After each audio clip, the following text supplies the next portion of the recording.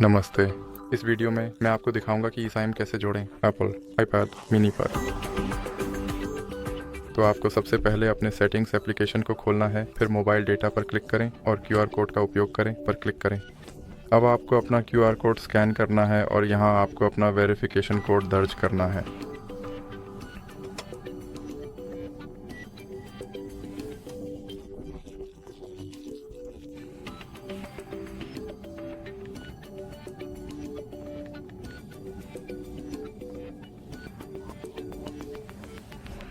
अब आपको धैर्यपूर्वक इंतज़ार करना होगा जब तक कि प्रक्रिया पूरी नहीं हो जाती। इस दौरान आप देख सकते हैं कि स्क्रीन पर क्या हो रहा है। जब सब कुछ सही ढंग से हो जाए तो आपको डन बटन पर क्लिक करना होगा। यह सुनिश्चित करेगा कि और जैसा कि आप देख सकते हैं मेरी eSIM अब सक्रिय है।